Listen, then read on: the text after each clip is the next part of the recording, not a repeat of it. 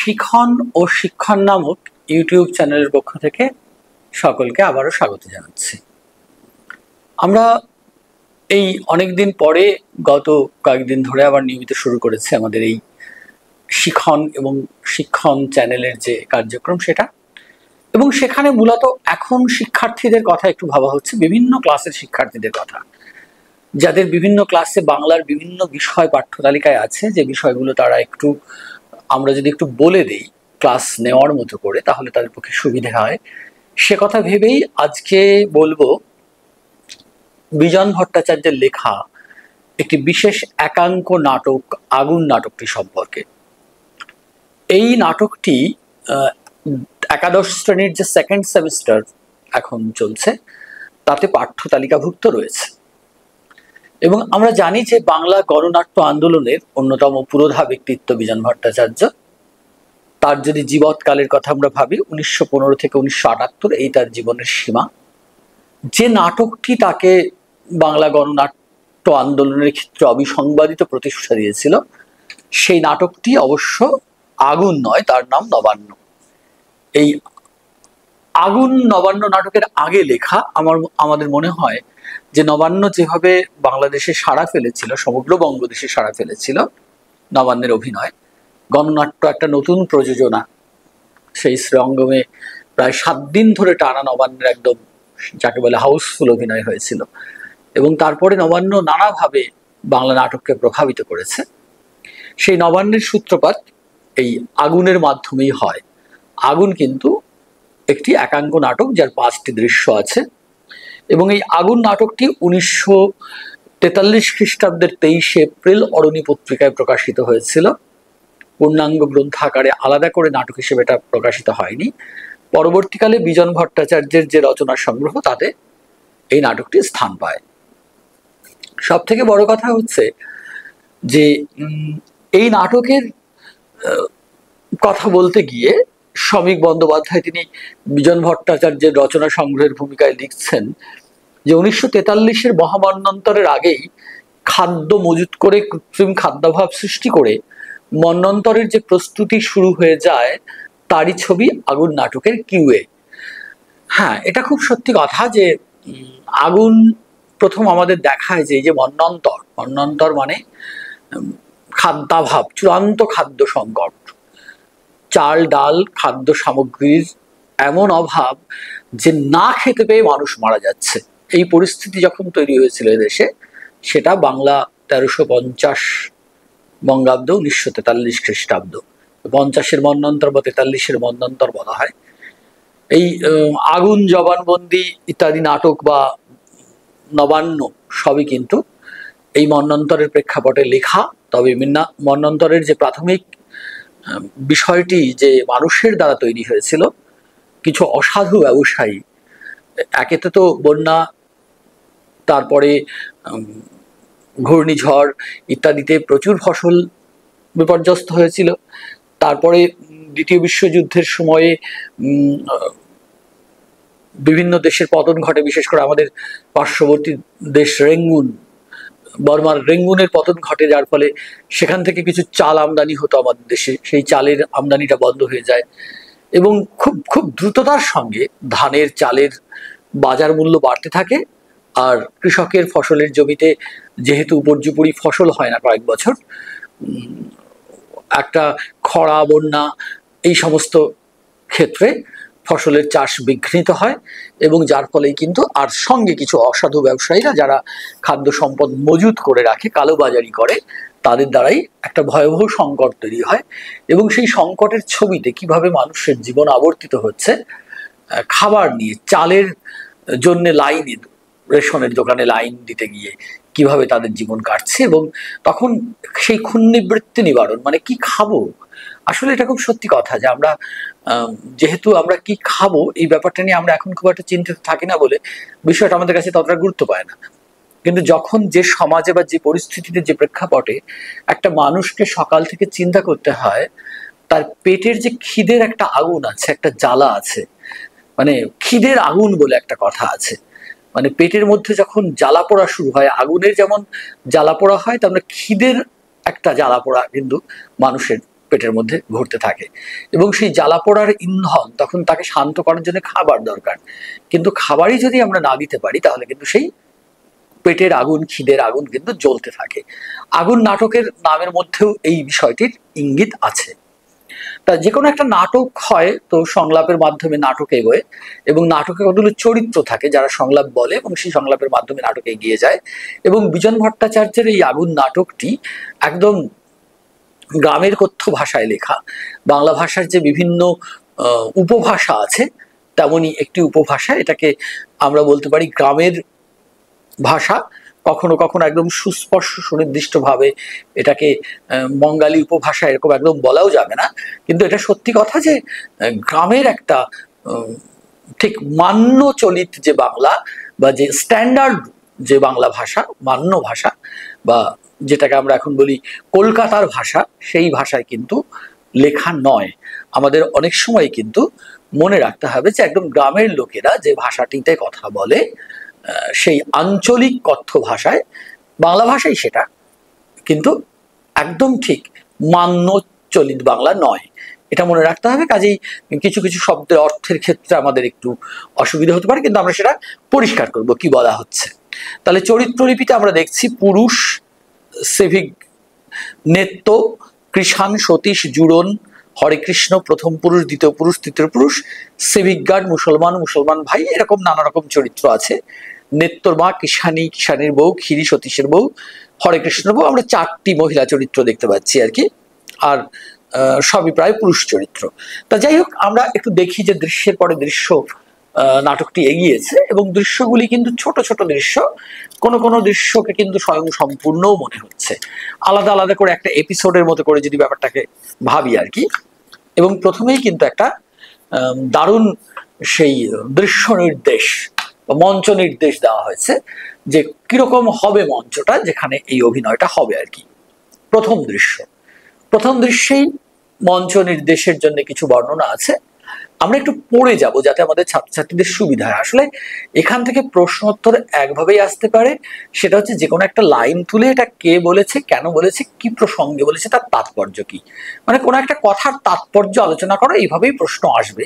5 নম্বরের প্রশ্ন আমরা দেখতে পাচ্ছি আসবে, তাহলে কে বলেছে, কেন বলেছে, কে বলেছে, কাকে বলেছে, তো এক এক হয়ে গেল, আর এটা তাৎপর্য বিশ্লেষণ করা হয়তো 3 হলো, এরকম আর কি। তাহলে আমরা দেখি একটু কেমন করে বলছেন নাট্যকার বিজন ভট্টাচার্য, এবং তার এই প্রথম যে প্রচেষ্টা গণনাট্যের সেটা হচ্ছে এই আগুন। প্রথম দৃশ্য, প্রত্যুষকাল অস্পষ্ট আলোয় কিছু ভালো করে ঠাহর করা যাচ্ছে না। এটা তিনি মান্য ভাষাতেই লিখছেন যে সকালবেলায় ভালো করে কিছু দেখা যাচ্ছে না, অস্পষ্ট আলো, সাংসারিক টুকিটাকি জিনিসপত্রগুলো দেখাচ্ছে আবছা আবছা, মঞ্চের উপর কিছু সাংসারিক জিনিসপত্র দেখা যাচ্ছে আবছা আবছা, অপরিচ্ছন্ন পরিবেশের মাঝখানে দেখা যায় একটা মেটে জ্বালা, একটা মাটির জ্বালা, মানে মাটির একটা পাত্র, অপরিচ্ছন্ন পরিবেশে একটা মাটির জ্বালা দেখা যাচ্ছে, মাটির পাত্র, তারই গা ঘেঁষে একটা বাঁশের আলনার উপর দেখা যায় ঝুলন্ত 2-1খানা নোংরা কাপড়। একটা দরিদ্র পরিবারেরই ছবি আমরা এখানে দেখতে পাচ্ছি। নোংরা কাপড়, একটা ছেঁড়া চট, একখানা পুরনো ছেঁড়া কাঁথা, মেঝের উপর জনাতিনেক লোক কি করছে, কাপড় মুড়ি দিয়ে শুয়ে পড়ে ঘুমুচ্ছে। খুব অস্পষ্ট নীল আলোয় স্টেজের এক পাশে এদেরকে দেখা যাচ্ছে, তার মানে এই লোকদের উপর আলো পড়েছে। আমরা জানি যে একটা মঞ্চে আলোর ব্যবহারের উপরে বিভিন্ন মঞ্চের কর্নার দেখানো যায় বা কারোর উপর সুস্পষ্টভাবে আলো ফেলা যায়। তাহলে খুব অস্পষ্ট নীল আলোয় স্টেজের এক পাশে এদেরকে দেখা যাচ্ছে। একটা মোরগ ডেকে উঠলো, সকালবেলায় গ্রামের দৃশ্য, মোরগ, সকালবেলায় মোরগের ডাক শোনা যায়। একজন একটু নড়ে চড়ে পাশ ফিরে শুলো, এবার আবার মঞ্চের দিকে দেখলেন, মঞ্চ চরিত্ররা কি করছে সেই নির্দেশ দেওয়া হয়েছে। পাশ ফিরলো, ঘুমের ঘোরে কে যেন আপন মনেই বিড়বিড় করে উঠে চুপ করে গেল। কিছুটা বিড়বিড় করা অনেকের স্বভাব, সারাদিন যে ভাবনাটা হয়তো বেরিয়ে আসে মুখ দিয়ে ঘুমের ঘোরে। তারপরে মোরগটা আবার ডেকে উঠলো, একটু চুপচাপ। এখানে হচ্ছে দৃশ্য তৈরি করা হচ্ছে যে কেমন দেখা যাবে মঞ্চটাকে। দূর গায়ের আজানের শব্দ কানে ভেসে আসছে, ব্যাকগ্রাউন্ডে আজানের শব্দ আসবে। একটু পরে একটা হাই তোলার শব্দ কানে এলো। হাই আমরা তুলি কখন? যখন ঘুম টুম ভাঙে আর কি। মনে হলো কে যেন আড়মোড়া ভাঙছে, মানে কেউ ঘুম থেকে জেগে উঠছে। কার ঘুম থেকে জেগে উঠছে? এই পুরুষ চরিত্র বলে যাকে চিহ্নিত করা হচ্ছে, সেই পুরুষ যেন একটু হাই তুললো। হাই তুলে একটু আড়মোড়া ভাঙলো, আউ বলে আড়মোড়া ভাঙলো, এই বলে এইবার উঠতি হয়, আর শুয়ে থাকলি ওদিকে আবার সব গোলমাল হয়ে যাবে না। বুঝিস তো ঠেলাটা? মনিচাঁদ, কাল দেরিতে যাইয়ে একদম সেই নাইনের পেছনে, কাল দেরিতে যাইয়ে মানে গিয়ে একদম সেই নাইনির মানে লাইনের পেছনে, ওদিকে চাল পাতি পাতি সেই বেলা 12টা, চাল পেতে পেতে বেলা 12টা। তাতেও আবার কথা আছে, চাল পাবা কি না পাবা না, হয়তো পালেই না, মানে হয়তো পেলেই না। কুরআনের মা তো দেখলাম কাল শুধু হাতে ফিরে আলো, এই যে ফিরে এলোটাকে আমরা আলো বলছি, এটা অনেকটাই একদমই সেই গ্রাম বাংলার ভাষা, যেখানে স্বরসঙ্গতি অপিনিহিতি এই ব্যাপারগুলো আমরা দেখতে পাচ্ছি। যাই হোক, এর ভাষাতাত্ত্বিক দিক নিয়ে আমরা কথা বলবো পরে, তার আগে আমরা আগে বুঝতে চেষ্টা করি যে কি বলা হচ্ছে, কোন ছবিটা ফুটে উঠছে। মানে একটা পরিবারের ঘুম ভাঙছে এবং তাদের প্রধান চিন্তা হচ্ছে চালের জন্য লাইনে দাঁড়ানো।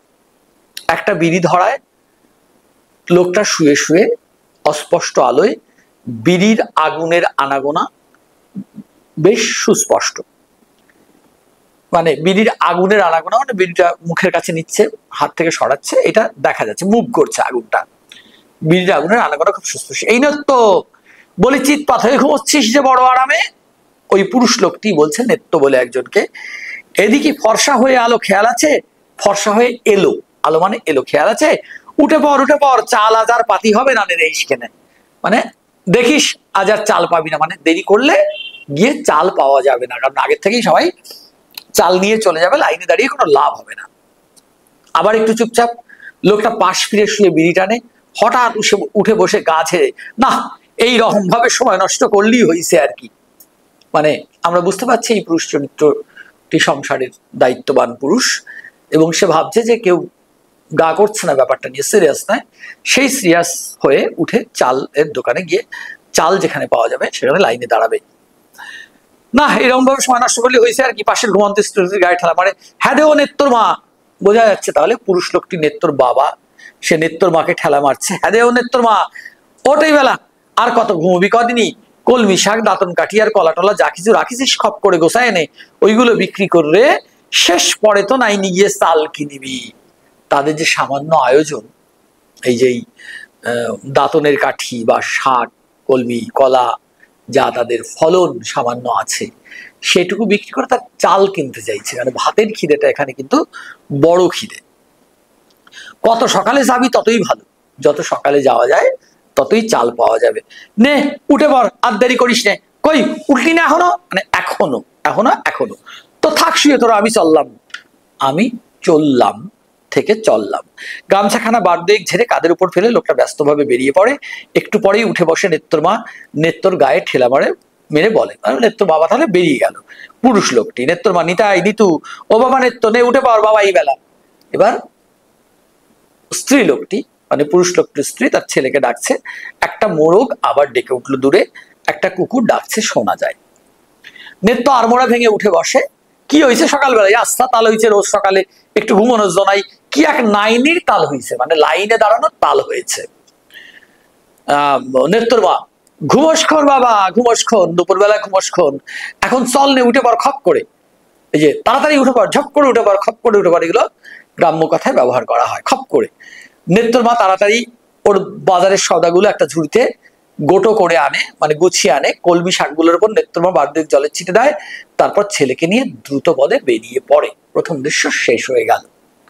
তার মানে একটা পরিবার, তাদের ঘুম ভাঙলো, তারা চাল জোগাড় করবে কিভাবে, এবং সেই চাল জোগাড় করবার জন্য তাদের যা রসদ, একটু কলমি শাক, দাঁতন কাঠি ইত্যাদি, সেটাও তারা গিয়ে বিক্রি করে চালের জন্য লাইনে দাঁড়াবে। প্রথম দৃশ্য শেষ হয়ে গেল। তাহলে দ্বিতীয় দৃশ্যে যে দৃশ্যের নির্দেশ দেওয়া হয়েছে তাতে বলা হয়েছে, প্রথম দৃশ্যটা শেষ হতেই অস্পষ্ট নীল আলোয় ফোকাসটা দ্বিতীয় দৃশ্যের উপর পড়ে। তার মানে একদম পর্দা পড়ে গেল না, কিন্তু কিন্তু আলো চেঞ্জ করে ফোকাস অন্য একটা সিনের উপর চলে গেল, মঞ্চের উপরেই। এবং সেখানে আমরা কি দেখতে পাচ্ছি, একখানা চালাঘর, সামনে এক ফালি উঠোন। তাহলে আগে দেখা যাচ্ছিল একটা বিছানা যেখানে শুয়েছিল, ঘরের মধ্যেটা দেখা যাচ্ছিল একটা আলনা, আর এখানে বাইরের থেকে দেখতে পাচ্ছি। তাহলে আগের দৃশ্যটা ছিল ঘরের ভেতরে, এখন এটা বাইরের। কি ঘর? বাইরের একখানা চালাঘর, চাল দেওয়া ঘর, কংক্রিটের নয়। সামনে এক ফালি উঠোন, ঘরের চৌকাঠের কাছে দাঁড়িয়ে একজন কৃষাণী, আর বাইরের খোলা জায়গাটায় দাঁড়িয়ে জনৈক কৃষাণ। আর একটা পরিবার নিশ্চয়ই। খালি গা, হাঁটু পর্যন্ত কাপড় গুটানো, মাথায় গামছা ফেটা বাঁধা, হাতের কাস্তে দিয়ে পিঠ চুলকাচ্ছে কৃষাণ। এই আর কটা দিন বউ, বুঝলি? এরাও স্বামী স্ত্রী। তাহলে আগে স্বামী স্ত্রী পুত্রকে দেখেছিলাম একটা পরিবার, আবার একটা স্বামী স্ত্রী পরিবারকে দেখলাম দ্বিতীয় দৃশ্যে। এই আর কটা দিন, বুঝলি? তারপরে কলে কষ্টে এই চৈতলির ফসলগুলো মাচায় তুলতে পারলি হয়, কিছুদিনের মতো নিশ্চিন্তি। এই যে এই কথা, চৈত্র মাসে যে ফসল উৎপন্ন হয় সেটাকে বলা যায় চৈতালি। এবং সেই ফসলের কথা তো ওই নানা রকম শস্য দানা উৎপন্ন হয়, সেটা যদি চৈত্র মাসের ফসলগুলো যদি ঘরে তোলা যায় তাহলে তাদের সমস্যাটা যাবে। মাচায় তুলতে পারলি হয়, কিছুদিনের মতো নিশ্চিন্তি। বলিস কি ও মা, তা কথা কইতে কি হচ্ছে তোর? মুখ পানে চাইয়ে শুধু দাঁড়ায় আসিস, ঈশাতে সে ওরকম করে চাইস নে, সকালবেলায় কাজ পণ্ড করিস নে, বউই কয়ে দিলাম। তার মানে তাদের মধ্যে একটা যে কথোপকথন, সেই কথোপকথনে তাদের পারস্পরিক প্রীতি স্নেহ আছে, কিন্তু সেখানে কিন্তু সেই প্রীতি এবং স্নেহের সম্পর্কে একটু সময় ব্যয় করা তাদের পক্ষে সম্ভব নয়। তার কারণ হচ্ছে যে আসলে তাদেরও মধ্যে চাল জোগাড়ের ভাবনা দেখা দিয়েছে। খাবে কি তারা, এই ভাবনা দেখা দিয়েছে। তাও বউ দলে ওঠে, এই চৈতলির ফসলটা মাচায় তুলবো না, থাক আর বলে কি হবে, মানে এ পর্যন্ত কত কিছু তো করবো বলে ঠিক করলাম, পারলাম কই, এখন তোরই দেখি আর কটা দিন একটু কষ্ট কর, পেছন ফিরে একটু এগিয়ে গিয়ে আবার ঘুরে দাঁড়া, আর দেখ একটু তাড়াতাড়ি ফিরিস, মাঠেরতে ফিরে এসে ধরে যেন প্রাণ আর তৃষ্ণাতি যায় না। তুই আসবি সেই দুটোয়, তারপর রাঁধবি, তারপর খাবো, একটু তাড়াতাড়ি ফিরিস। কেষ্টর মার সঙ্গে সকাল সকাল গিয়ে নাইনের একেবারে পেত্তমে দাঁড়াতে পারিস নে। মানে এখানে পুরুষ লোকটা তার স্ত্রী লোককে পাঠাচ্ছে লাইনে। বাইরে একটা গরু হামলে উঠলো, কৃষাণ গরুকে লক্ষ্য করে বলে, আরে রওজাই, মাঠে যাবার জন্য একেবারে পাগল হয়ে উঠছে এর মধ্যে বইয়ের প্রতি। তাও ওই কথা, বুঝলি? কেষ্টরমার সঙ্গে আগে ভাগে গিয়ে নাইনের একেবারে সে প্রথমে দাঁড়াবি। একটু হেসে ফের আবার ওই রকম করে তাকাচ্ছিস মুখ পানে, আবার একটু ভালোবাসার দৃষ্টি নিয়ে তাকাচ্ছে, কিন্তু ভালোবাসার কথা শোনার সময় নেই কারো, কাজেই লাইনের গিয়ে চাল আনতে হবে। এবার তৃতীয় দৃশ্য। তাহলে ছোট ছোট দৃশ্যে শেষ হচ্ছে নাটক। তৃতীয় দৃশ্যে দৃশ্যান্তর হতেই আবার ফট করে ফোকাসটা শর্ট করে গিয়ে অন্য আর একটা দৃশ্যের উপর পড়ছে। এবং এই তৃতীয় দৃশ্যটায় আমরা কি দেখতে পাচ্ছি? তৃতীয় দৃশ্যটা একটু বড়, দূরে কলের ভো শোনা যাচ্ছে, মানে তখন যে কারখানার সূত্রপাত হয়েছে বোঝা যাচ্ছে। আর এদিকে ছোট একটা বারান্দার উপরে উবু হয়ে বসে আছে সতীশ, কারখানার জনৈক শ্রমিক। তাহলে কৃষক পরিবার দুটো দেখলাম, এখন আমরা একটা শ্রমিক পরিবারকে দেখছি। কাক ডাকছে সকালবেলায়, তাহলে ঘরের ভেতরে ঘুমোচ্ছে সতীশের বউ মেয়ে, তাদের দেখা যাচ্ছে না। তাহলে সেখানে প্রথম পুরুষের ছিল স্ত্রী আর পুত্র, আর এখানে সতীশের বউ মেয়ে, শ্রমিক সতীশ, সতীশের বউ মেয়ে, তাদের দেখা যাচ্ছে না। সতীশ বারান্দার উপর বসে আপন মনে বিড়ি টেনে চলেছে। খালি গা, মাথায় চুলি শুষ্ক, মজবুত শরীর। বিড়িটা শেষ করে ফেলে দিল তার সামনে, তারপর মাথার চুলের মধ্যে হাত গুজে বসলো। একটু পরে ঘাড় বেঁকিয়েও তার ঘুমন্ত মেয়েকে লক্ষ্য করে বলে ওঠে সতীশ, আরে ফুলকি ফুলকি উঠলি, বাপরে ঘুম, যে যেমনি মা তার তেমনি বেটি, কুম্ভকর্ণ আর বলে কাকে, সেই সাজের বেলায় শুয়েছিস বিছানায়, একটু কাশে। একটু পরে সতীশ তার সহকর্মীকে ডাকে, আরে জুরন জুরন উঠেছিস? বাইরে থেকে উত্তর আসে, আরে বলো না বে, তা কি যাচ্ছিস নাকি কাজে? জুরন, আরে হারে, তুই তুই কারখানায় যাচ্ছিস না? সতীশ, আরে কারখানায় যাবো না তো যাবো কোন চুলোয়, কিন্তু এদিকে যে ভারী মুশকিলেই বললাম। জুরন, মুশকিলটা কি হলো? সতীশ, আরে সে কি বলবো মুশকিলের কথা, তোর কি একলা মানুষ খাচ্ছিস দাসিস ফুর্তি করে ঘুরে বেড়াচ্ছিস, দু চার পয়সা বেশি দিয়ে হয়তো হোটেলেই খেয়ে নিলি, কিন্তু আমার যে সেটি হওয়ার উপায় নেই, শালা এই চাল ডালের কি উপায় করি বলতো? তাহলে এখানে দুই শ্রমিকের কথোপকথনেও কিন্তু বোঝা যাচ্ছে যে চাল সংকট, খাদ্য সংকট। জুরন, কেন রে, সে লাইনে দিচ্ছে না? ওই যে রেশনের দোকানে যে লাইনে যেখানে চাল দেয়। সতীশ, আরে দূর তোর নিকুচি করলো তোর লাইনে তো বরবারই দিচ্ছে, কিন্তু সে তো আবার শুধু হাতে ফিরে আসতে হচ্ছে। মানে লাইনে চাল বিতরণ করাটাও এখন অনিয়মিত হয়ে পড়েছে। রাত্রিরে এসে সে মিস্ত্রির কাছে সব পদের চাল কর্য নিয়ে এসে তো পিতৃ রক্ষে করি, 4 পোয়াতে 1 হয়, 1 কেজির থেকে একটু কম অল্প, কিন্তু পোদেরেক মানে 1.5 পোয়া আর কি চাল কর্য করে নিয়ে এসে তো পিতৃ রক্ষা করি। পিতৃ মানে আমরা বলি যে খিদে পেলে পেটে পিত্ত পড়ে আর কি, মোটামুটি খিদে পেয়ে পেট রক্ষা করা আর কি। এখন সকালবেলায় তো আবার পেটে আগুন লেগে গেছে, পেটে আগুন, এই আগুন কথাটার মর্মার্থ এখানে বোঝা গেল, পেটে আগুন লেগে গেছে। শালা খিদে পেটে নিয়ে কি কাজে যে মন লাগে? যেমন হয়েছে শালা কোম্পানি 3 মাস হলো রোজই চাল ডাল দিচ্ছে, শালা কি করতে 3 মাস হলো রোজই চাল ডাল দিচ্ছে, শালা কি করতে ইচ্ছে করে বলতো? মানে 3 মাস হলো চাল ডাল দিচ্ছে মানে কি আসলে দিচ্ছে না। শালা কোম্পানি 3 মাস হলো রোজই চাল ডাল দিচ্ছে, শালা কি করতে ইচ্ছে করে বলতো? আসলে দিচ্ছে না। কথাটার ভঙ্গিটা এরকম। জুরন, তুই বুঝি কোম্পানির উপর ভরসা করে আসিস, তাহলেই সে হয়েছে। সতীশ, কেন বলতো? তুই বলছিস কি কোম্পানির ভরসা করবো না, দোকানের ভরসা করবো না, সে গাঠের ভাষায় আমি ভরসা করবো না, তো কাকে ভরসা করি বল? শালা কারবারে ঘেন্না ধরিয়ে দিলে। হঠাৎ উত্তেজিত হয়ে, এই ফুলকি, আরে নিকুচি করলো তোর ঘুমের, বলি তোদের ঘুমের জন্য কি কারখানার গেট খোলা থাকবে নাকি? সেই কবে থেকে ডাকছি, বলছি কি আছে দুটো খেয়ে বেরিয়ে পড়ি, যে ঠেলতে হবে তো আবার খানি সারাদিন মান। ফুসে ওঠে ওর বউ ক্ষীরি। ফুলকির মা, বোঝা যাচ্ছে ক্ষীরি, ফুসে ওঠে ক্ষীরি। ঠেলতে হবে না তবে এই মানুষ কি করবে শুনি? নিজ হাতে করে আনলে তো কাল 1.5 পো চাল কর্য করে, তার ভেতরে 1 পো চালের ভাত তো নিজেই খেলে, এখন সকালবেলায় তোমার পিত্তি জোগাড় করতে গে বলো তো? খামোকা চেঁচাচ্ছ ভোরবেলা? সতীশ, ও খামোকা চেঁচাচ্ছি দেখলি তুই? তোর ক্ষীরি আজকাল বড় টাকটাকানি কথা হয়েছে, তোর সে মুখের সাজা কিন্তু আমি একদিন আচ্ছা করে দিয়ে দেবো। ক্ষীরি উত্তেজিত হয়ে, কি বাকি রেখেছো? পরনে নেই কাপড়, পেটে নেই ভাত, বড় সুখেই রেখেছো, আবার লম্বা চওড়া কথা, লজ্জা করে না? পুরুষ মানুষ তোমাকে এই পেত্তম দেখলাম, দেখে এসো গে কেলোর বাবা কেলোর মাকে কি হালে রেখেছে। কি আমার পুরুষ মানুষ রে? একটা স্বাভাবিক স্বামী স্ত্রীর মধ্যে কথোপকথন, ঝগড়াঝাঁটি, পারস্পরিক দোষারোপ, অন্যের সঙ্গে তুলনা ইত্যাদি হয়। সতীশ, দেখ মুখ সামলে কথা বলিস, কি এই বলেলাম, নইলে লাথি মারলো। এবং যারা গ্রাম্য তর্কাতর্কির মধ্যে হাতাহাতিও হয়, লাথি মেরে দিল বউকে সে। ক্ষীরি আর্তনাদ করে, ওরে বাপরে গেলাম গো, মেরে ফেললে গো। ফুলকি ওকে দিয়ে ওঠে, সতীশ তোর মুখের সাজা আমি আজ ভালো করে দিয়ে দেবো, হারাম জাদি। মামের সমবেতে চিৎকার শোনা যেতে থাকে। যা মর্গে যা। ছিটের হাফ শার্ট চাপিয়ে গাদের উপর গামছা ফেলে সতীশের বেগে প্রস্থান। তাহলে না খেয়েই সতীশ কিন্তু বাড়িতে ঝগড়া করে কাজে বেরিয়ে গেল। চতুর্থ দৃশ্যে আবার নীল আলোর ফোকাসটা এবার আরো একটু উজ্জ্বল মনে হয়, শর্ট করে ফোকাসটা দৃশ্যান্তরের ওপারে গিয়ে পড়ে, অন্য দৃশ্যে গিয়ে পড়ে। মধ্যবিত্ত পরিবার, একটুখানি পরিচ্ছন্ন সুস্থ পরিবেশ। তাহলে এতক্ষণ আমরা যে 3 পরিবেশ দেখলাম সেখানে সুস্থতা কিন্তু ছিল না। অন্তপুরের দৃশ্য, আবার অন্তপুরের দৃশ্য। চতুর্থ দৃশ্যে কেরানি হরেকৃষ্ণবাবু স্ত্রী মনোরমার সঙ্গে কথা বলছেন। কেরানি তাহলে একটু শ্রমিকের থেকে একটু উচ্চ স্তরে ওঠা গেল। হরেকৃষ্ণ সেই পরিবারেও দেখতে পাচ্ছি আমরা, চা নেই, চিনি নেই, চাল নেই, খালি আছে চুলোটা, তাও আবার কয়লার অভাব। কি করি বলতো? মানে সার্বিকভাবে প্রত্যেককেই কিন্তু মন্বন্তর বা এই অভাব গ্রাস করেছে। মনোরমা, দেখো বাবু, আজ আবার একটু কষ্ট করো, বোধার কাছে শুনলাম আজ নাকি 2 করে দেবে, মানে রেশনের দোকানের লাইন থেকে 2 করে চাল পাওয়া যাবে। হরে কৃষ্ণ, দেবে তো বুঝলাম, কিন্তু যাই কখন বলো তো? এদিকে বেলা 10টার মধ্যে অফিস, আর তোমার সেই লাইনে বেলা 12টার, এধারে তো কিছু পাবার আশা নেই, আর তাও যে পাবো তারও কোনো স্থিরতা নেই।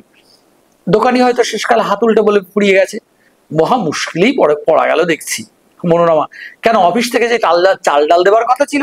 হরে কৃষ্ণ, থাক আর অফিসের কথা তুলো না বাবু, একেবারে ঘেন্না ধরিয়ে দিল। মনোরমা, কেন? এই না শুনলুম তোমার মুখ থেকে সেদিন যে অফিস থেকে বাবুদের সব দেওয়া থাওয়ার ব্যবস্থা হবে, তার কি হলো? হরে কৃষ্ণ বিরক্ত হয়ে, সেসব কেলেঙ্কারির কথা আর বলো না গিন্নি, বাবুদের নামে সস্তা দরে চাল ডাল এনে কর্তারা আবার সেগুলো চড়া দামে বাজারে ছাড়ছেন। তাহলে এই যে ম্যানমেড দুর্ভিক্ষের মধ্যে যে মানুষের হাত, সেটা বুঝতে পারছো? ব্যবসা, খালি ব্যবসা। এদিকে লোক যাচ্ছে যে আমরা খুব সস্তা দরে চাল ডাল পাচ্ছি, আসলে কিন্তু তার সুবিধা ভোগ করছে ম্যানেজার আর তার মোসাহেবরা। যে রক্ষক সেই হলো গিয়ে তোমার ভক্ষক। কাকে কি বলবে বলো? হয়েছে তো যত সব চোরের আড্ডা। মনোরমা, দেখো যদি সেদিনকার মতো সিভিক গার্ডকে বলে করে কিছু চিনি জোগাড় করতে পারো। হরে কৃষ্ণ চোখ বড় বড় করে, কিন্তু চালের কি হবে? চালটা কিন্তু প্রধান সমস্যা। মূলত চাল থেকে যে ভাত, যে অন্ন, যা মানুষের ক্ষুধা নিবৃত্ত করে, পেটের আগুন নেভায়, চালের কি হবে? দেখি দাও, টাকাটা ঘুরে আসি। মিছে ভেবেই কি কিছু বার করতে পারবো? গমন উদ্যত। মনোরমা পেছন থেকে, ওকেই ঠাকুর নমস্কার করে বেরুলে না? হরে কৃষ্ণ একটু থেমে ঘুরে সুবিধা হবে বলে মনে করছে, আচ্ছা দেবতার উদ্দেশ্যে প্রণাম জানিয়ে হরে কৃষ্ণ প্রস্থান করলো। এবার কিন্তু আবার পর্দা পড়ে গেল, পর্দা ড্রপ পড়ে গেল, ড্রপ লেখা আছে। এবার পঞ্চম দৃশ্য আমরা দেখতে পাচ্ছি যে এতক্ষণ পর্যন্ত যা ছিল আলো দিয়ে দেখা হচ্ছিল, আমরা কিন্তু অস্পষ্টতা আর নেই। এবার দিবালোকে সবকিছু সমুজ্জ্বল, সারবন্দি একটা কিউ স্টেজের উপর দিয়ে এঁকে বেঁকে দোকানের সামনে গিয়ে বসেছে। কিউ মানে লাইন, হট্টগোল চলছে লাইনে, নানা সমস্যা নিয়ে নানা জনের গবেষণামুখ হওয়ার পরিবেশ। সেই যে মন্বন্তরের আগের যে লাইন, সেই লাইনের ছবি দেখতে পাচ্ছি। হরে কৃষ্ণ, হরে কৃষ্ণ মানে যে যাকে আমরা দেখেছিলাম কেরানি, সে বলছে উড়িষ্যা থেকে নাকি লক্ষ লক্ষ মন চাল এসে পড়েছে। এই চাল উঠলো কোথায়? সামনের একজন লোক তার সামনের একজন ওড়িয়াকে দেখিয়ে দিয়ে বলে প্রথম পুরুষ, এই যে মশাই, একে জিজ্ঞেস করুন, কিরে বল না, তোদের দেশেরই তো চাল। ওড়িয়া, কর কৌচি। হ্যাঁ, কর কৌচি মানে কি বলবো, বুঝতে পেরেছো তো? মানে একদম সেই দিবালোকের সেই দৃশ্য। হ্যাঁ, প্রথম পুরুষ, কথাও বুঝিস না এখনো? আরে কি কইছো, মানে কি কৌছি, কর কৌছি মানে কি কি বলছো আর কি, কথাও বুঝিস না এখনো? আরে তোর দেশের থেকে যে চাল আসবার কথা ছিল তার কি হলো? বুড়োবাবু তাই জিজ্ঞাসা করছে, চাল এসেছে না, সেটা তাল মারলি? হরে কৃষ্ণ, না, তাও তার খবর কোত্থেকে রাখবে বলুন? ওড়িয়া, সোম বলি পারিব না, আমি বলতে পারবো না। প্রথম পুরুষ, বলি পারিব না তো থাক দাঁড়িয়ে রোদ্দুরের মধ্যে, বেশ তো থাকতিস বাবা দেশ ঘরে, কেন খামোখা মরতে এলি? ওড়িয়া হেসে, চাউর তো পাওয়া যাইছে না বাবু। হরে কৃষ্ণ, সেই কথাই তো বলছি, এত চাল গেল কোথায়? সহসা দোকানের দরজা খুলে মোটা নাদুস দুস তেল কুচকুচে দোকানি, ফতুয়ার নিচে ওর ভুড়িটা সপ্রকাশ, দোকানের সামনে গঙ্গা জল ছিটাচ্ছে, ক্যাশ বাক্সের উপর জ্বলছে ধুনুচি, সিদ্ধিদাতা গণেশকে একটা পেন নাম জানিয়ে দাড়ি পাল্লায় আঙুল ঠেকিয়ে মাথায় ছোঁয়ায়। তারপর দোকানি তার গদিতে চেপে বসে। দরজার পাল্লায় লটকানো বিজ্ঞাপন, খুচরো নাই। সঙ্গে সঙ্গে লাইনে সাড়া পড়ে যায়। সিভিক গার্ড ঘুরে ঘুরে যায় একবার লাইনের সামনে দিয়ে। সিভিক গার্ড, এই সব টিকিট আছে তো, নইলে কিন্তু চাল মিলবে না বলে দিচ্ছি। মানে আগের থেকে যারা যারা লাইনে আসবে তাদের টিকিট দিয়ে দেওয়া হয়েছিল, এই তোমাদের যেমন কুপন দেওয়া হয়, কুপনের মতো আর কি। হরে কৃষ্ণ, কষের করে দেবে মশাই? সিভিক গার্ড, যখন দেবে তখন দেখতেই পাবেন, খুচরো পয়সার সঙ্গে রেখেছেন তো? প্রথম পুরুষ, আমার কাছে কিন্তু টাকা। সিভিক গার্ড, ভাঙিয়ে নিয়ে আসুন মশাই, ও টাকা ফাঁকার চেঞ্জ দেওয়া চলবে না। প্রথম পুরুষ, চলবে না?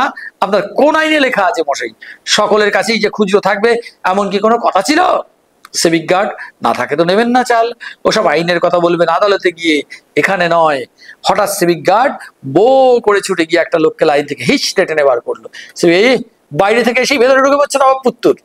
দ্বিতীয় পুরুষ, আমি তো আগে থেকে এখানে দাঁড়িয়ে আছি মশাই, জিজ্ঞেস করুন না এই পাশের লোককে। কি মশাই, ছিলাম না, আমি এখানে দাঁড়িয়ে ছিলাম না, বলুন তো? দ্বিতীয় পুরুষ, হ্যাঁ হ্যাঁ, ওইখানে দাঁড়িয়েছিল, ছেড়ে দিন ওকে। দ্বিতীয় পুরুষ, সেই ভোর 5টা থেকে আমি বলে ঠিক এক জায়গায় দাঁড়িয়ে আছি, আর বলে কিনা ছিলাম না। আচ্ছা তো জুলুম দেখি, কি করি এখন? তাহলে কি কি অসম্ভব দেখা যাচ্ছে যে এই পঞ্চম দৃশ্যটাই অনেক বড়, যেখানে সব মানুষ লাইনে দাঁড়িয়ে আছে এবং পরস্পর কথোপকথন শুনছে। সিভিক গার্ড, কি করি এখন? কেন লাইন ছেড়ে বেরিয়ে যাইতে বলেছিলে? কেন কেন ছেড়েছিলেন লাইন? দ্বিতীয় পুরুষ, কি মুশকিল, তারও কৈফিয়ত দিতে হবে নাকি? সিভিক গার্ড, তা হবে না, কোথাকার লোক কোত্থেকে এসে ভিড়ে পড়লো জানতে হবে না? কেন আগে থেকে সেরে আসতে কি হয়েছিল? মানে সে কোন রকম প্রাতকর্ম করতে গেছিল বা এই আর কি শৌচকর্ম করতে গেছিল, তো যে আগে থেকে সেরে এসে লাইনে দাঁড়ালেন না কেন? এই খবরদার। সিভিক গার্ড হঠাৎ আবার অন্যদিকে ছুটে বেরিয়ে গেল, গিয়ে ঝট করে দুস্থ চেহারা একটা লোকের গালের উপর চপটাঘাত করে বসেছে। সিভিক গার্ড, চালাকি পেয়েছো, লুটের মাল্লা, বারবার ঢুকছো বেরুচ্ছ ঢুকছো, মামার বাড়ির আবদার আর কি। কোথায় চাল জমা করেছো দেখাবে, চলো তোমায় আমি পুলিশে দেবো, দাঁড়াও। চতুর্থ পুরুষ কাছে বাজু করে, এ কি বলছেন আপনি? লাইন ছেড়ে গেছি আমি, কি আশ্চর্য। সিভিক গার্ড, চুপ, আর নাকা নাকা কথা, কিছু দেখতে পাইনি মনে করছে না? মানে লাইন রক্ষা নিয়ে সেখানে গন্ডগোল শুরু গেছে। তৃতীয় পুরুষ, কেন বেচারিকে খামোকা মারধর করছেন মশাই? লাইন ছেড়ে তো কোথাও যায়নি, এই আমারই সামনে তো ঘন্টাখানেক ধরে লোকটাকে ঠিক এক জায়গায় দাঁড়িয়ে থাকতে দেখতে পাচ্ছি। ছি, এসব কি অত্যাচার। সিভিক গার্ড, নিজের চোখে আপনি মশাই আমায় অবিশ্বাস করতে বলেন? তৃতীয় পুরুষ, তাই বলি, নজরটাও কি আপনার এক চোখে? চোখ তো আমাদেরও আছে নাকি? যে ঢুকেছে আপনি তাকে ধরতে না পেরে একজন নির্দোষ লোককে খামোকা মারধর করলেন। মানে পুলিশের চরিত্র এরকমই হয়তো, মানে যে নির্দোষ তাকে ধরে, যে প্রকৃত দোষী তাকে ধরতে না পারার মাসুল দেয় আর কি। মুসলমান একজন লোক, মানে সেখানে যে বোঝানো হচ্ছে যে সমাজের সব শ্রেণীর মানুষ, হিন্দু মুসলমান নানা ধর্মের মানুষ আছে, মুসলমান, ওর কি দোষ আছে মশাই যে আপনি মেরে বসলেন? তৃতীয় পুরুষ, সিভিক গার্ড হয়েছে তো একেবারে মাথা কিনে নিয়েছে। সিভিক গার্ড, এও মুখ সামলে কথা বলছি, এখনকার সিভিক পুলিশ হয়তো কিছুটা মনে হতে পারে, সিভিক গার্ড এরকম। সিভিক গার্ড মুখ সামলে কথা বলে বলছি, তৃতীয় পুরুষ কি আপনি মুখ সামলাতে এসেছেন মশাই? চাল নিয়ে একজন আর আপনি অন্য একজনকে ধরে পিট দিলেন, এ কোন দিশি শাসন মশাই? চতুর্থ পুরুষ আমি বাবা কিছুই জানি না, সেই সকাল থেকে বলে দাঁড়িয়ে রয়েছি দুটো চালের জন্য। তৃতীয় পুরুষ লোকে পয়সা দিয়ে চাল নেবে আর তার ফুটুনি দেখো না, কেন আপনি মিথ্যুকে বার করে দিলেন বলুন তো? সেই 5-6 ক্রোশ দূর থেকে এসেছে বেচারি দুটো চালের জন্য, উনি দিলেন তাকে বের করে। সিভিক গার্ড দোষী কি নির্দোষী সে কৈফিয়ত তো আমি আপনার কাছে দেবো না, আপনার যদি দরদ থাকে তো দেবেন না আপনার চালটা ওকে। চতুর্থ পুরুষ সিভিক গার্ডকে দাও না বাবা আমায় লাইনে ঢুকতে, সত্যি বলছি আমি একবারও চাল নিইনি, বিশ্বাস করো বাবা, 3টি প্রাণী দুদিন অনাহারে আছি, দয়া করো। সিভিক গার্ড ওহ গা আমার একেবারে জল করে দিলে রে, যা ও গা আমার একেবারে জল করে দিলে রে, যা যা নাকামি করতে হবে, যা নিচিন তাই খাগে, জানিস তাই খাগে, মানে যতটুকু পেয়েছো তাই নাও, যা ভাগ। চতুর্থ আহত ক্ষোভে আমি চাল নেইনি। সিভিক গার্ড চতুর্থ পুরুষ ধরটা ওর কাঁপছে, আমি নেইনি চাল, দেখুন মশাই আপনারা সব আমি চাল নেইনি, তবু আমায় চোর বলছে, আমি চোর নই। হরে কৃষ্ণ আরে বাবা লাইনে ঢুকতে দিচ্ছে না তো জানা গিয়ে আমার পেছনে দাঁড়াগে, চাল পাওয়া নিয়ে তো কথা। তৃতীয় পুরুষ খুব যে দরদ, যান না আপনি গিয়ে 500 লোকের পেছনে দাঁড়ান গে। সিভিক গার্ড এই গোলমাল করবে না বলে দিচ্ছি, চাল নিতে হচ্ছে লাইনে থাকুন, পরের জন্য দরবার করতে হবে না আপনাকে। চতুর্পুরুষ কেন, উনি তো ঠিকই বলেছেন। সিভিক গার্ড থাক, তোকে আর দালালি করতে হবে না, যা ভাগ। চতুর্পুরুষ অপমানিত হয় আমি কুকুর নই। সিভিক গার্ড মানুষ নাকি? চতুর্পুরুষ চাল দেবে না দিও না, কিন্তু এগুলো যাতা বলো না বলছি। সিভিক গার্ড মেজাজ নাকি? চতুর্পুরুষ আলবাদ জানোয়ার কাহাগা। সিভিক গার্ড লোকটি ঘুষ মারতে উদ্যত হয়, সঙ্গে সঙ্গে লোকটিও ওকে চাপটে ধরে, লাইন ভেঙে তুমুল হট্টগোলের সৃষ্টি হয়, মার শালা জুতিয়ে মুখ ছিঁড়ে ফেল, পুলিশ প্রভৃতি নানা রকম ধ্বনি শোনা যায়। এগিয়ে আসে জনৈক যুবক হন্তদন্ত হয়ে, যুবক আগুন আগুন, হঠাৎ গোলমালটা থেমে যায়। প্রথম পুরুষ কোথায় আগুন? সিভিক গার্ড আগুন আগুন কিসের? হরে কৃষ্ণ আগুন আবার লাগলো কোথায় বাবার মধ্যে? যুবক হাত জোর করে আগুন আগুন জ্বলছে আমাদের পেটে। হরে কৃষ্ণ তবু ভালো আমি ভাবলাম বলি। সিভিক গার্ড ও খুব যে বক্তব্য দিচ্ছেন, সামলান না তাহলে একবার দেখি। সিভিক গার্ডের দোকানের দিকে প্রস্থান, ওদিকে চলমান কিউ সরে যাচ্ছে, কিউ মানে লাইন, যে যার মতো চাল নিয়ে বেরিয়ে পড়ছে। লুঙ্গি পরা জনৈক মুসলমান ভাই চাল নিয়ে বেরিয়ে গেল। মুসলমান ভাই দোকানিকে আর চাল ঠিক আছে তো মশাই, কেউ ফাঁক যাবে না তো দেখবেন। দোকানি সে খোঁজে তোমার দরকার কি করতে, তুমি তো পেয়েছো, যাও ভালোই কেটে পড়ো। বাবা লুঙ্গি টিকি পইতে টুপি সব একাকার হয়ে গেছে। এটা একটা দেখা যে পেটের আগুন খিদের আগুন লুঙ্গি টুপি পইতে নানা ধর্মের মানুষকে নানা জাতির মানুষকে সব এক করে দিয়েছে। খিদের মধ্যে আর ধর্মে ভেদ নেই, উঁচু নিচু কিছু নেই, ব্যবসায় একাকার হয়ে গেছে। আর কি উপায় আছে, ব্যবসার সুখ এই গেল। ওরেও পঞ্চান হে বস্তা কেটে চাল ঢাল চটপট। ওড়িয়া কোচরে চাল বেঁধে সহস্র মুখে, মুশকিলের কথা তো দাদা সেই হইল, যে হিন্দু আছি সেও চাল খাইবো আর যে মুসলমান আছি সেও চাল খাইবো। সাহেব লোক খাইছি, গুড়া করি পাউরুটি বানায় খাওছি, সব্য চাউল খাইছি, এবে সব্য এক হইলে গিয়া। চাউলের কথা বড় মস্ত কথা, আরে দাদা তো তোমার বাড়ির জ্বর চলবি কেমতি, মানে সব এক করে দিয়েছে পেটের খিদে। দোকানে যা বাবা যা কেটে পর। সিভিক গার্ডের দিকে যে হাতি যখন নদে পড়ে চামচিকে তাই লাথি মারে, তা আমারও হয়েছে সেই দশা। ওড়িয়া লাইন থেকে একটু দূরে বসে কোচরে চাল বাজছে, এর মধ্যে হঠাৎ কিউ থেকে চাল নিয়ে বেরিয়েলেন হরে কৃষ্ণ। ওড়িয়াকে লক্ষ্য করে হরে কৃষ্ণ এই যে বড্ড খাঁটি কথা বলছো, বড্ড খাঁটি কথা হে। হঠাৎ পেছন থেকে প্রথম পুরুষ চাল নিয়ে এসে দাঁড়ায়। প্রথম পুরুষ না আমরা অনেকেই হয়তো হাসতে মোট কথা বুঝলেন, কিন্তু ওই যে সোজা কথাটা আমরা আজও অনেকেই বুঝি না। হরে কৃষ্ণ ঠিক অতি দ্রুত হঠাৎ চতুর্থ পুরুষকে দেখে এই যে তবে পেয়েছেন বাবা চাল? চতুর্থ পুরুষ চালে বলে হ্যাঁ বাবা পেয়েছি। হরে কৃষ্ণ তখন পেছনে দাঁড়াতে বলেছিলাম, বলে কিছু মনে করো না যেন ভাই, কোনো কিছু মনে করে আমি তোমায় ও কথা বলিনি। চতুর্থ পুরুষ না আমি কিছু মনে করিনি। হরে কৃষ্ণ সমস্যার সববার এই তো দেখো না, সামান্য দুশের চালের জন্যে কি নাজেহালটাই না হতে হচ্ছে। আচ্ছা বলো এ কথা কি ভেবেছি কোনোদিন স্বপ্নেও? তা আজ আর কারো গর্বের কিছু নেই রে দাদা, তাই বলছি কিছু মনে করে আমি তোমায় ও কথা বলিনি। চতুর্থ পুরুষ আন্তরিকতা হরে কৃষ্ণ না কেন আপনি বলছেন ও কথা বারবার? বলছি তো আমি কিছু মনে করিনি। তৃতীয় পুরুষ আর মনে করি বা কেন, যথেষ্ট তো হয়েছে, এখন বাঁচতে হলে মিলেমিশে থাকতে হবে, ব্যাস। হরে কৃষ্ণ বিজ্ঞের মতো মাথা নেড়ে এই বুঝটাই এখন দরকার। তৃতীয় পুরুষ তাছাড়া উপায় নেই, কোনো উপায় নেই। ঘাড় নাড়তে হরে কৃষ্ণ তৃতীয় চতুর্থ পুরুষ ওড়িয়ার প্রস্থান। ওদিকে চলমান কেউ সরে চলেছে, একজনের পর একজন চাল নিয়ে বেরিয়ে যাচ্ছে। লাইনটা ক্রমশ নিষ্প্রভ হয়ে আসছে, তারপর ডপ পড়ে গেল, সিন পড়ে গেল, একটা পর্দা পড়ে গেল। তার মানে আমরা কি দেখলাম? আসলে আমরা দেখলাম মন্বন্তর হতে চলেছে, এখনো তবুও চাল পাচ্ছে লাইনে দাঁড়িয়ে। লাইনে দাঁড়িয়ে চাল পাচ্ছে, তার আগে আমরা দরিদ্র কৃষকদের কথোপকথনে শুনছিলাম কেউ পাচ্ছে কেউ পাচ্ছে না। শ্রমিকের কথোপকথনে শুনছিলাম তার কারখানা থেকে চাল দেওয়ার কথা ছিল, দিচ্ছে না। হরেকৃষ্ণের কথোপকথন থেকে শুনছিলাম তার অফিস থেকে চাল দেওয়ার কথা ছিল, হচ্ছে না। তারপরে শেষ পর্যন্ত চালের জন্য তাদের লাইনে দাঁড়াতে হয়েছে। এবং সেখানে আসল সমস্যা হচ্ছে এই পেটের আগুন নেভানো। এবং সেই পেটের আগুন নেভাতে গিয়ে সেই লাইনে দাঁড়িয়ে আমরা দেখতে পাচ্ছি টিকি দাড়ি বইতে সব এক জায়গায় দাঁড়িয়ে পড়েছে। মানে মানুষের খিদেটা মানুষকে পারস্পরিক ভেদাভেদের থেকে দূরে একটা সমতার জায়গায় নিয়ে এসেছে। আর সব থেকে বড় কথা হচ্ছে যে এই দুর্ভিক্ষ, এই দারিদ্র, এই সমস্যা মানুষকে পরস্পর লড়িয়েও দিতে পারে।